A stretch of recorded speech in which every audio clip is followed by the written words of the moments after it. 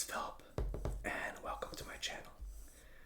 Today we are looking at the Looney Tunes, the Ultimate Guide, written by Jerry Beck, published by DK Publishing. This book I recently just bought if you follow me on Instagram or TikTok, and I also posted this short here on YouTube as well. I bought this book at Half Price Books for like $12, which is just like a used bookstore that people can sell books to and stuff like that.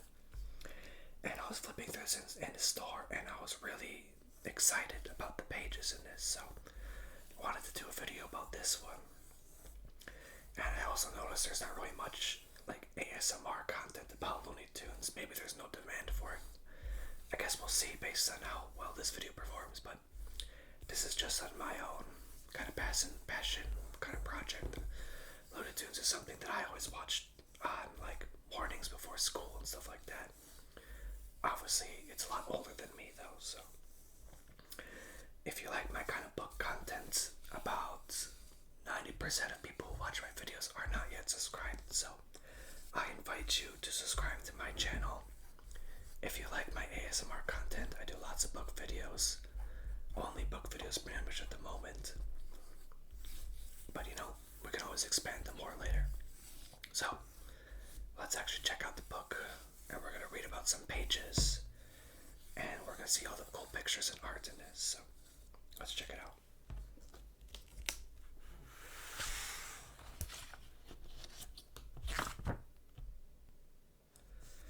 So, I took off the dust jacket to prevent it from being kind of crinkled or damaged. And so we can also see the full images, like right here.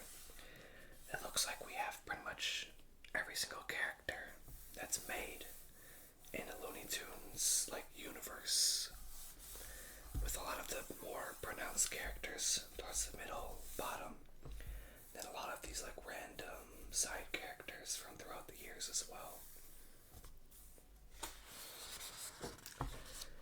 Looney Tunes, the Ultimate Daffy Guide, which is typical Daffy fashion to put that right there. Looney Tunes, the Ultimate Visual Guide. It seems that we have a first edition printing, so that's nice. For if you don't know, first edition printing is basically just for collectors. I don't actively seek out first edition art books, but it's nice to have. Sometimes it makes books more valuable. In this case, it doesn't matter. Contents. Here's all the contents in this book. We're going to look through the whole thing though. So, got Marvin the Martian and his dog. Forward. I don't really read these anymore. I see that in my analytics, most people either skip these or leave the video. There are these long, boring forwards. Some of them are interesting, but if you want to read them, go ahead and pause the video right here. Under the spotlight. I'll definitely read some tidbits, but there's a ton of text in this book. And we're kind of more interested in like art and stuff like that, but there are some cool things to read. So we're going to start with Bugs and Daffy. A screwy rabbit and a darnful duck, debuting at a time when many cartoon stars were cute and innocuous. Bugs Bunny and Daffy Duck redefined animated humor with unprecedented intelligence and attitude. It's no wonder that the egomaniacal duck and unbeatable wild hare remain as fresh today as they have ever been. Yeah, that's true. There's personality of these characters, you know, people love them still. Bugs Bunny, he's sly, he's smart, he's witty, he's a screwball with attitude, a subtle, vermo humorous with street savvy, and an American legend with no regard for scruples. He can coon like Bing, sing opera like Bagliassi, and doesn't look bad in a dress either. In short, Bugs is the zaniest and funniest performer in film history. No wonder we love him. I don't know why they always have to put words that are so hard to pronounce, or names hard to pronounce in these books. Many sides of Bugs. He's a debonair. Bugs Bunny rides again. He's just like Gary Cooper. Unflappable as Humphrey Bogart. Sassy and coy as Betty Grapple. And he's like James Cagney when he shows his muscles in Rabbit Punch. Yes, many sides of Bugs. Screwball Bunny. We got the Trickster. These are some like old school drawings of Bugs Bunny, which is awesome. He's the king of cool when Bugs fixed his would-be assassin with an insolent gaze and casually asked, "What's up, Doc?" He defied the audience's expectations, and they loved it. Buddy in Disguise. And here's a computer age Bugs.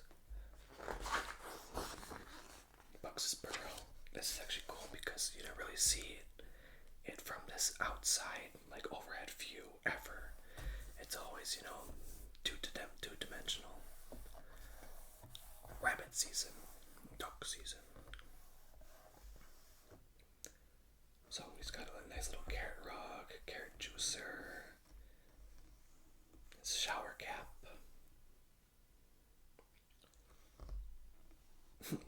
Newspaper headline: horse races tortoise today. Nice. Got a tortoise in there. We got Bugs in drag. This is kind of interesting. In the 1992 movie Wayne's World, Garth Algar, Dana Carvey, asked the question, "Did you ever find Bugs Bunny attractive when he put on a dress and played a girl bunny?" His buddy Wayne didn't, but Elmer Fudd, Yosemite Sam, and the Tasmanian Devil are just a few of the many males who have been bewitched, bothered, and bewildered by Bugs' seemingly endless wardrobe of women's clothing. Yeah, right. Yeah, he does it a lot, actually. I never really think about it. But yeah, Bug, look at Elmer, like, bro. It's kind of interesting and crazy. Here comes trouble. Oh, I like this episode with the witch. Witch Hazel's haunted house. So this is describing all the troublemaker characters that he's interacted with. Now bad to worse. Bug convinces the snowman that Daffy Duck is the abominable snow rabbit. Yeah, Bugs would always just kind of mess up Daffy. And then, of course, now Daffy says, here's where the book really begins when we get to his page. Right here. Daffy Duck. Truly Daffy. So here's an old school drawing of characters right here. Very old school. Porky's pal. Porky and Daffy, a Looney Tune. Daffy Duck. Awesome. Daffy Duck was the first character to truly personify Warner Bros. Madcap humor. In his early cartoons, he is totally deranged, bouncing off the walls, singing "Merry-Go-Round Broke Down," the Looney Tunes title music, and driving Hollywood directors crazy, silly, surreal, and hilarious. All together now, woo woo woo. And then he bounces off the walls. His better half. Mine. Yeah, he's always like greedy. Character portraits. Always has to be number one. Yeah, there you go, Greedy Duck. The sight of a huge pile of treasure produces a range of responsibilities in Daffy. First, an entrapped trance, followed by the evil glare of pure greed, and finally, an uncontrollable mania as he attempts to lay claim to the fortune and readjust his newfound wealth. Challenged by Bugs, who shows not the remotest interest, even in the tiniest diamond in the pile, Daffy rationally explains, "I can't help it, I'm a greedy slob. It's my hobby."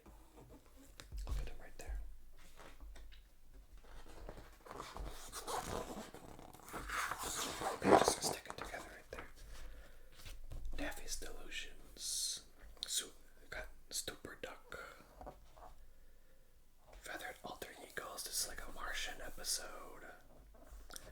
It's kind of crazy because I haven't watched a lot of this stuff in a long time, but I still remember actually seeing a bunch of these episodes. Like these old school episodes. We got Daffy dressed as Bugs right here. I almost didn't even notice that. Daffy versus Bugs. Always rabbit season, duck season, rabbit season, duck season.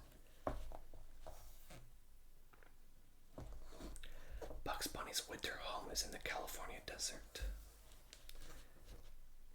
Bugs Bunny triumphs again. Yeah, they always fighting. The company, Interplanetary Police Force, Warner Bros. Spawn more star cartoon characters other than any other animation studio. Porky, Elmer, Yosemite Sam, and the others form a company of actors who play a variety of roles in the Looney Tunes stage. They're truly an all-star team, filled with strong personalities, outrageous attitudes, and big laughs. 17,000th floor. Porky Pig. That's all, folks. One of the gang. The Looney Tunes gang included Porky, Wise Guy Beans the cat, mischievous twin puppies Ham and X, Know-It-All Oliver Owl, and Tommy Turtle, and Little Kitty, a girl cat. Some of the characters only appeared briefly, others like Beans featured in a few cartoons, but Porky was the one to capture the audience's hearts. He had that special something and quality, star quality. So that's actually interesting because I know Beans, but all these other characters, I don't really remember, besides Porky, of course. But I've never seen any of these like old school black and white versions of Looney Tunes right here. Big deal.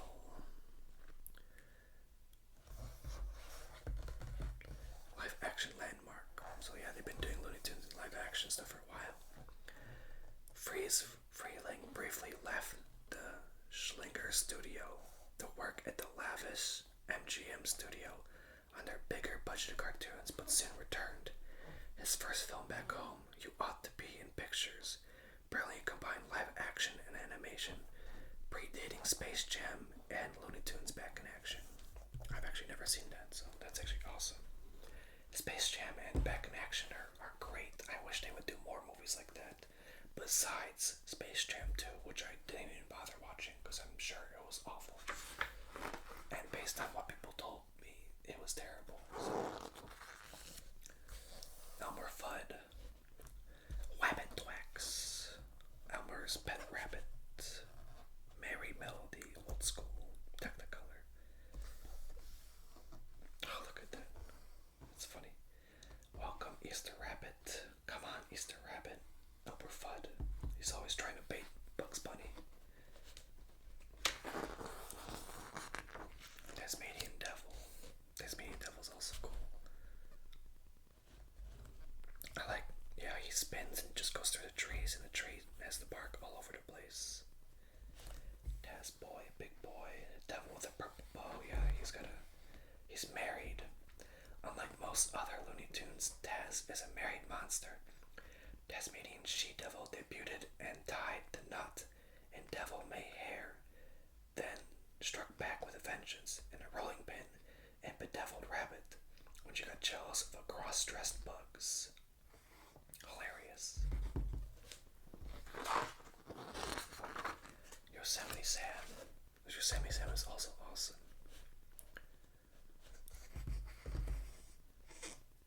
Look at that. Oh, he's so mad. Why are you so mad, bro? Pirate Sam. Yeah, there's a pirate episode too. Sam of all trades. Sam's personality is way too big to be confined to the Old West. Wherever in the world there is gold to grab, money to scam, or rabbits to suppress, Sam will be there. He last appeared as Sultan Sam in Egypt and Riff Raff Sam in the Sahara Desert. He's been a prison guard, a crooked politician, a claim jumper, and a castaway.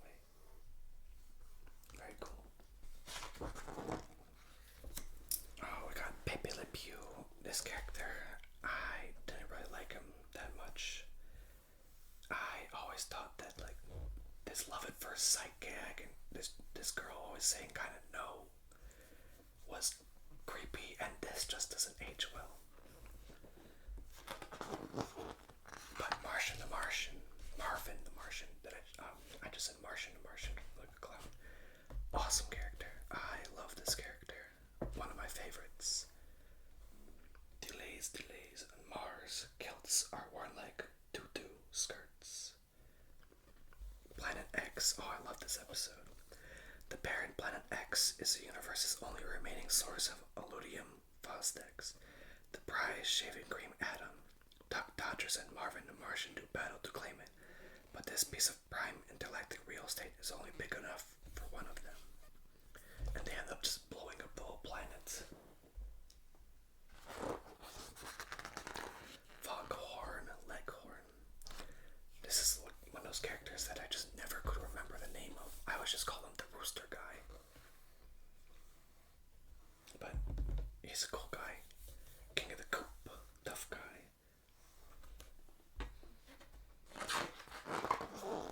Speedy Gonzales. Oh, Speedy's also great. But I think, like, I don't know if somewhere they tried changing this character. Either Warner Brothers did, and I know a lot of people were upset about that because he gives Mexican representation, and I agree. Like, it's good to have. Like, yes, I guess it's a little bit of a stereotype technically.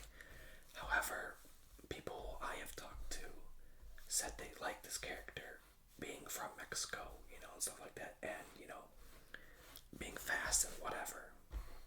But this is just something that's kind of, you know, needs more talking about rather than, you know, not talking about it. Dazzling Dames. I think this is Lola.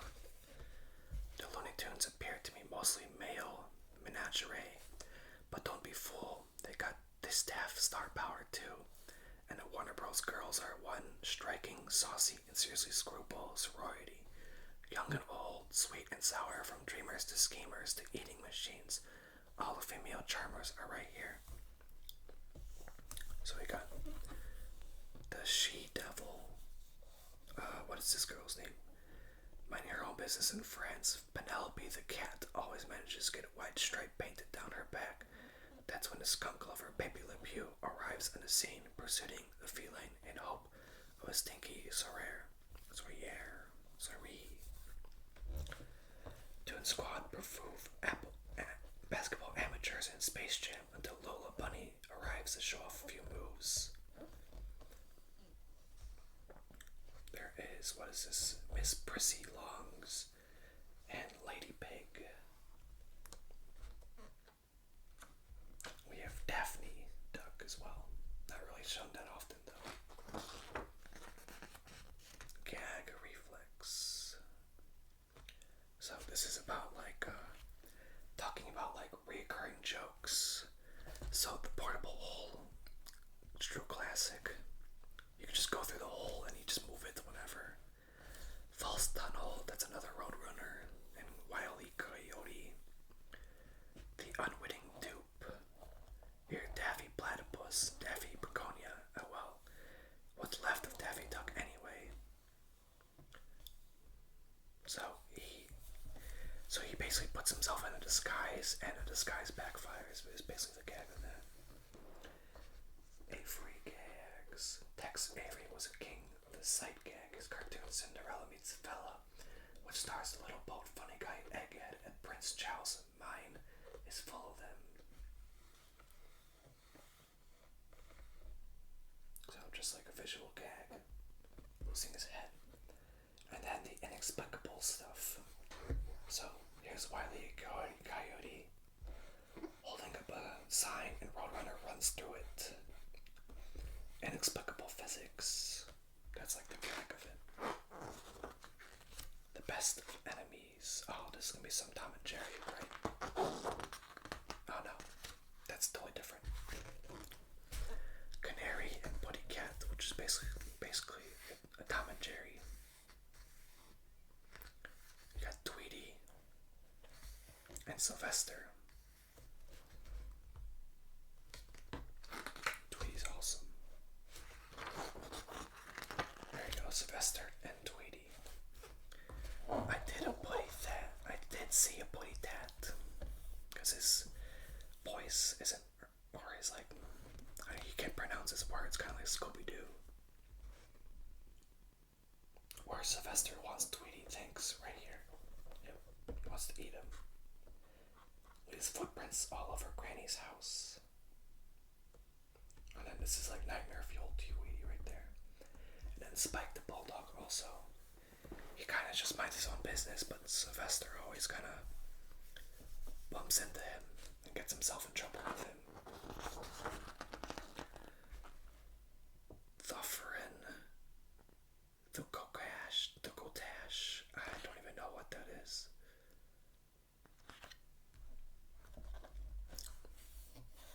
When he is not chasing Tweety, Sylvester has a separate career co-starring with Speedy Gonzales, Hippity Hopper, and a zoo of miscellaneous mice. He annoys the likes of Elmer Fudd, Foghorn Leghorn, and Porky Pig, then falls victim to Bully Dog, Spike, and Chester. Considering how often he gets sapped, bashed, and clobbered, the Tomcat needs more lives than the average cartoon cat. In his career at Warner Bros., Sylvester has certainly inspired 9 lives of laughs. Good relations, good old Granny. Granny, Tweety and Sylvester's owner, kindly old Granny, has zero tolerance for the cat's schemes. She's been known to hide in Tweety's cage in order to smack Sylvester with her umbrella, or dress up as a TV. Character Ralph Gramden to sock him, pow right in the kisser. Yeah, Granny's nice. Granny's always MVP. Here we go, more Roadrunner and Wile E. Coyote. Beep beep. Armed only with a fork, a knife, and a catalog of clever contraptions, a pathetic desert scavenger chases the impossible dream. This simple premise has been keeping audience laughing for years, and an Acme Corp in black. Beep beep, sing dang. Yeah, he's always buying these things from Acme that don't work, or he doesn't use them properly.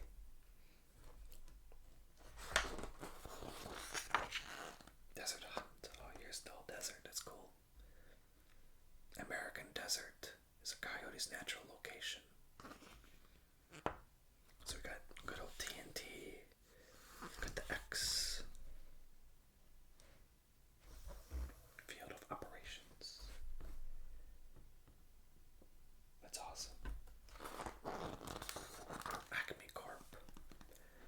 Here, let's take a look at some of their stuff. We got Tornado Cut Kit, Dehydrated Bulldors, Hand Grenade, Jet Motor, a Batman's outfit, which is terrible, Bird Seed, Free Lunch, Rocket Skates, Bed Springs, all typical Anvil, Pogo Stick, Vitamins, Earthquakes, Instructo Steel Ball.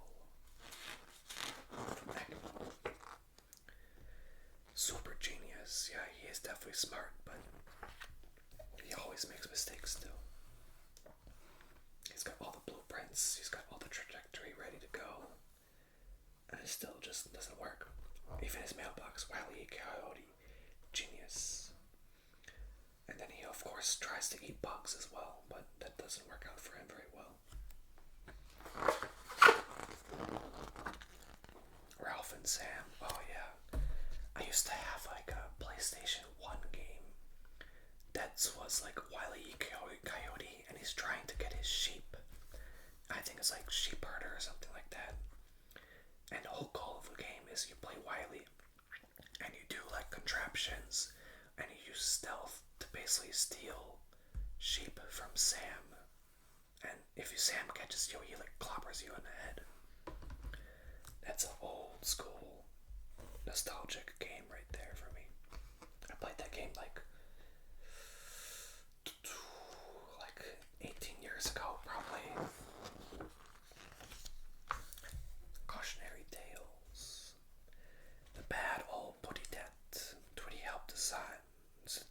bestow Sylvester with an award for most backfired gags. That's because Tweety contributed to many of them, as an object of Sylvester's desire, not to mention the gags that he caused to backfire. So, cautionary tales. If it's free drink of water, it's probably not free. Or, be very careful of the boulders. Oh, here's a classic setup of backfire. It looks like he's got a slingshot set up, and as soon as he lets it go, the boulders come backwards. Never-ending chase, Operation Grab It. Slam and Sam. I screwed up. Another good old classic is they sawing around Tweety, and instead of Tweety going down or coming up, the whole floor around it, and Tweety stays there. So going back to the gag of they defy physics. Pomos and gophers and bears. Oh my! The Looney Tunes Animal Kingdom isn't a monarchy; it's an anarchy. Pete, Puma, Spike, and Chester, Charlie Dog, and Cool Cat reign supreme, while humanized critters like the Three Bears and Cecil Tortoise act out fouled up fairy tales. Let's not forget those rather more instinct-driven varmints, Henry Hawk and the Goofy Gophers, with their screwy insights into nature's way.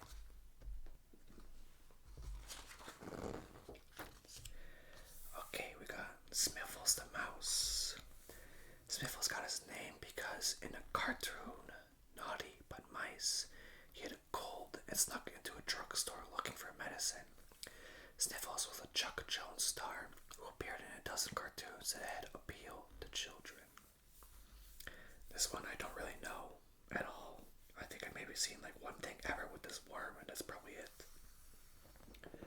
And then Cecil Tortoise really only has one or two episodes, with the tortoise versus the hare, and of course the tortoise wins because,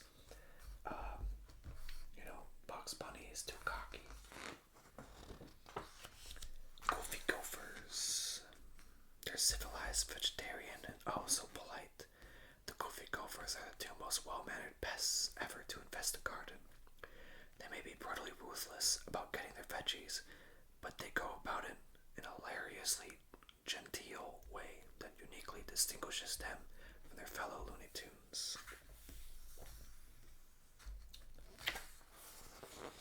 The Three Bears. This is also maybe a one or two episode character, and of course it's just making fun of, Goldilocks and the Three Bears.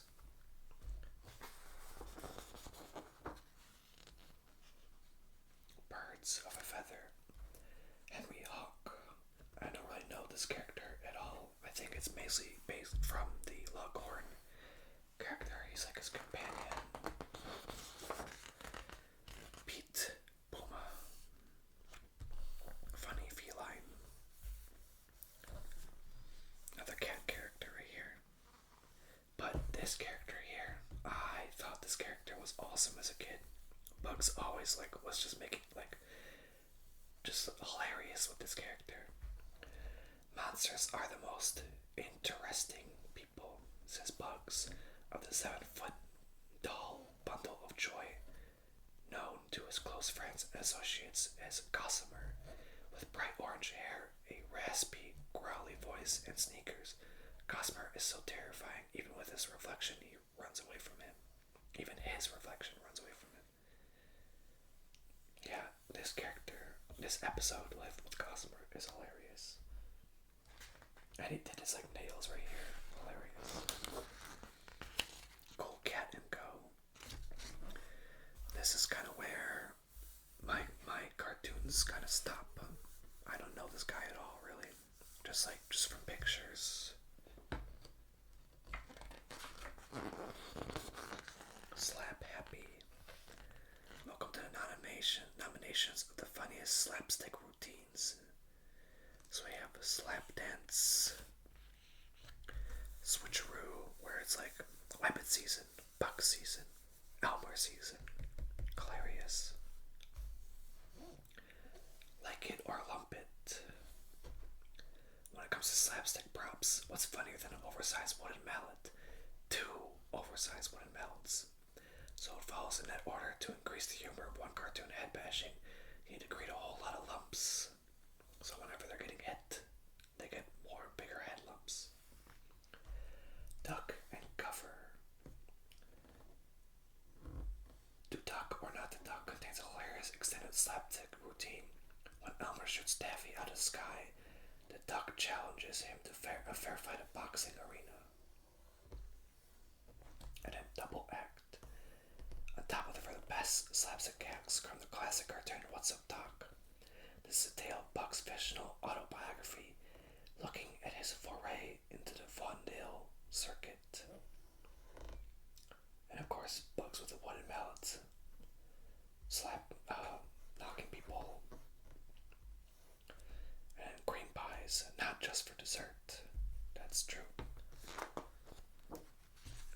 Unforgettable.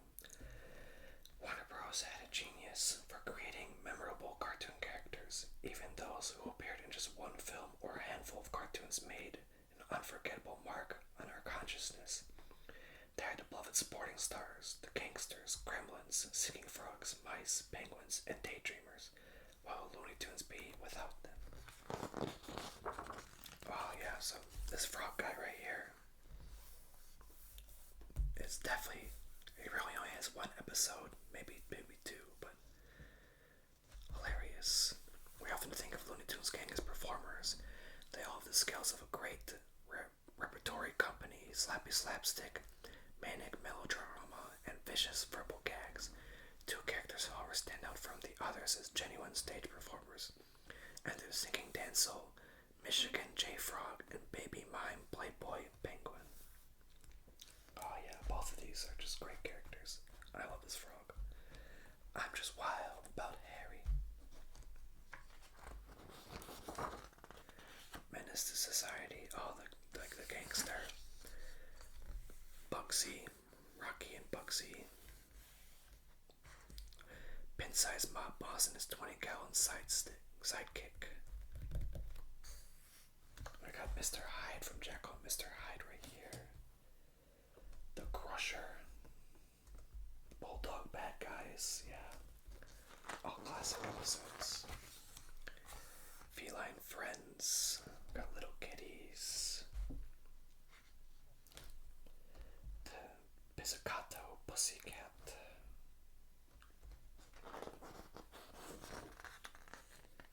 Canine Corpse. Charlie Dog. Spike and Chester. Spike didn't really have much of his own page in this book, or really much about him.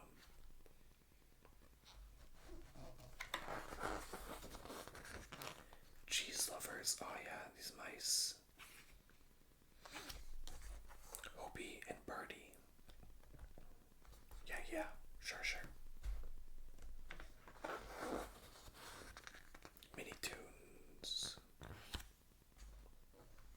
So these are kind of like baby versions of some of the Looney Tunes. Martian Baby, maybe. Or no, not maybe I'm misspeaking right here. But I don't know any of these characters right here. So if you do, feel free to enlighten me on one of your favorites. Gambling Bug. Before Color. Some old school stuff right here. Some good old arts, like the skeleton right here. Young Animators. Biggie and Fluffy. Animated World. A staggering array of talented individuals worked at the Warner Bros. Animation Studio. These artists, writers, directors, musicians, and voices put the Looney into Looney Tunes and became some of the most legendary names in cartoon history. They created a studio with a singular original vision for animated cartoons and classic characters that will live forever. So, not much, I don't think I'm going to read really anything about these, because it's more like a history kind of stuff, but cartoon makers, people who worked in voicing and staff. Mel Blanc was known as a man of 1,000 voices, roughly half of which were for characters in Warner Bros. Cartoons. Bugs Bunny Sylvester. The list goes on and on. His voice so defined the Warner Bros. Cartoon sound, he was signed to a long-term contract and received the voice talent credit for most of his animation career. So, yeah, a lot of it was done by one guy. Background art. I always like background arts. Like, for example, in the old school Scooby-Doo, it was also just, like one background and they kind of move back and forth and they kind of reuse it. Same kind of stuff right here. This stuff is all like basically hand painted or hand drawn. Supporting features. So some of their kind of like old school movies, Warner Bros. Cartoons in Technicolor. The making of a classic. So story meetings, making time, animation drawings is kind of like the process. See, they have their storyboards here, all hand drawn, every single still, and dialogue is even written on it. It's like very quickly. Creating the look. This is another old school episode right here. Of course, Bugs doing drag again, so. Bugs' obese horse is a Looney Tunes version of Brunhide's trusty steed, Grain. Yeah, look how fat. Elmer Fudd, of course, falling for Bugs again. Animated stars. So yeah, they did some like real life people as well. Very cool. Lots of more Tech Meets Tech. My Little Chickadee. The Fat Man. Of course, Looney Tunes back in action.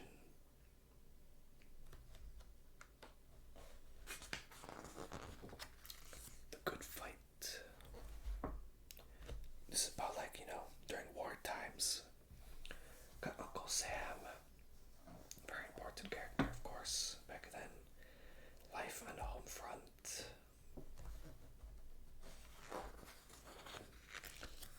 Yosemite Sam. Wooden. Nickel. I think this is from back in action right here.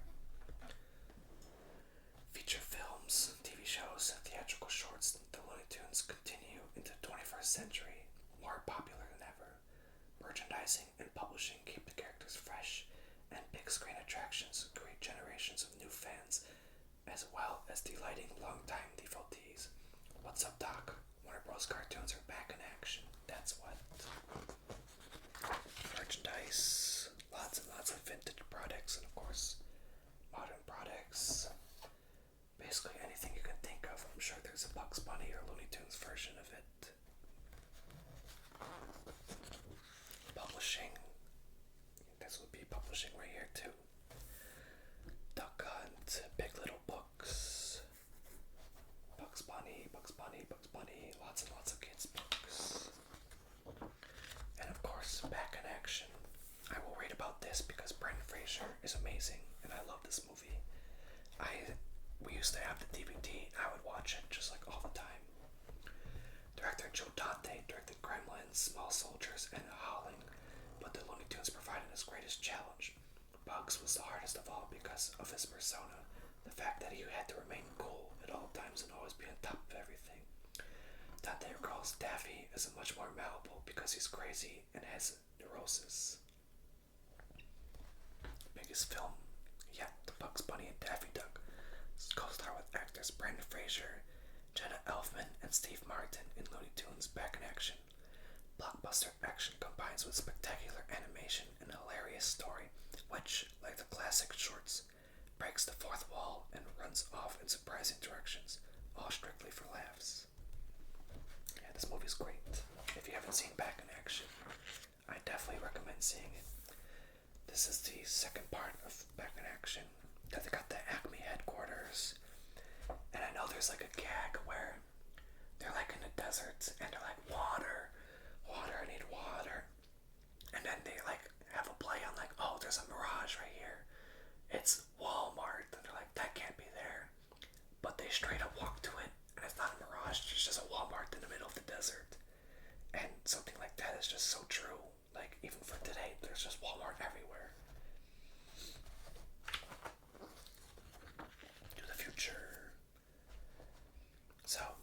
lots of like other kind of future spin-offs and like other characters. We got Daffy here as Green Lantern, General Sam, some cool stuff. And then here's the index. Just got some cool pictures to look at. Old school pictures and books.